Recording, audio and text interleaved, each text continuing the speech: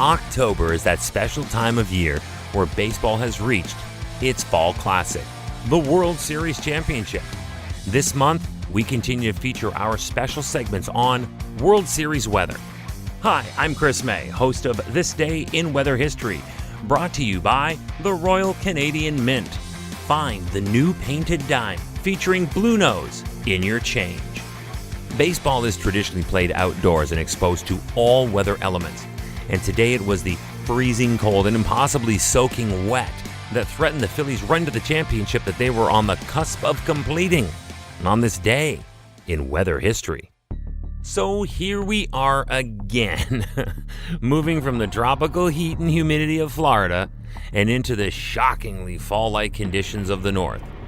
Coming out of St. Petersburg and heading to Philadelphia after the first two games of the 2008 World Series, the heavily favored Phillies were braced for bad weather. Now they're from here. They know that this is normally the time of year where their NFL brothers, the Philadelphia Eagles, flourish and their NHL brothers dominate. But this is baseball. It started in Florida with spring training, lasted a full summer. Now we were just in Florida for the first couple of games of this World Series, only to return to the perils of the awkward fall season. Game 3, which started on the 25th, and Game 5, which started on the 27th, this day in weather history of the World Series, was delayed by rainstorms, causing both affected games to finish on different dates of the calendar. By Game 5, and with the Philadelphia Phillies up 3-1, they were now on the precipice of capturing the Proud City's first pro sports title in 25 years. This game had all the baseball-related logistics and odds in their favor. They had hot bats, a lights-out pitcher taking the mound, and home field advantage. What could possibly go wrong? But the Phillies' plans for a celebration were put on hold in a most memorable way that night.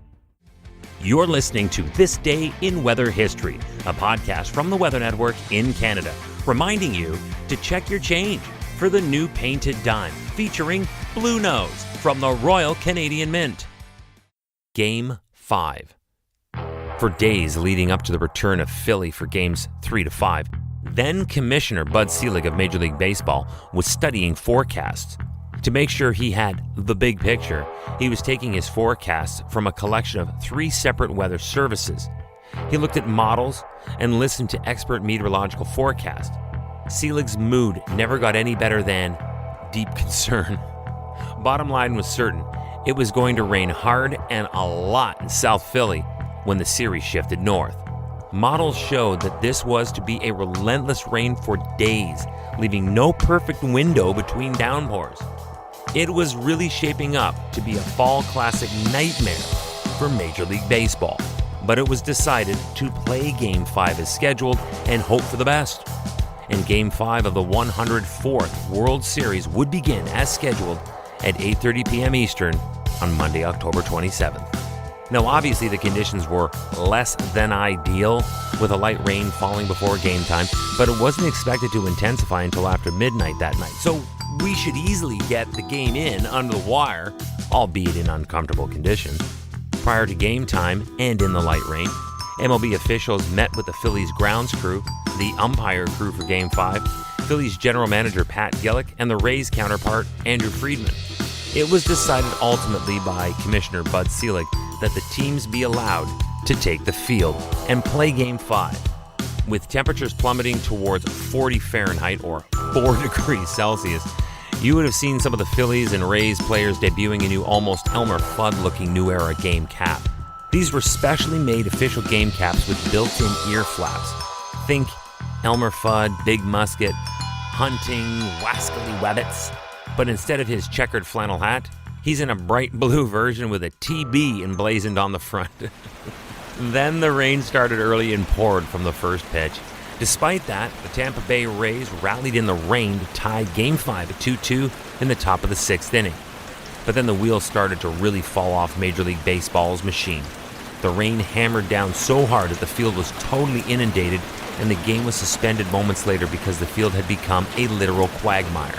Game 5, which started on Monday, October the 27th, was suspended after the top of the 6th and called off for the remainder of the night. There had never been a rain-shortened game in series history. This was the first suspension. Then it got worse.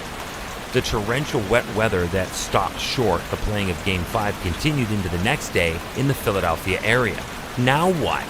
The Phillies and Rays would stay deadlocked at 2-2 for another day. The game finally found its conclusion on Wednesday, October 29th.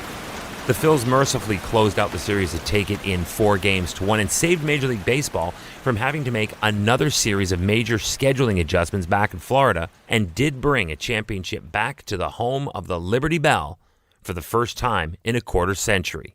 Tomorrow is October 28th, and for this, we're going back to the year 1707 for the Hoei earthquake that struck South Central Japan. That story is tomorrow on This Day in Weather History with me, your host, Chris May, and brought to you by the Royal Canadian Mint. Find the new painted dime featuring Blue Nose in your change. See you tomorrow.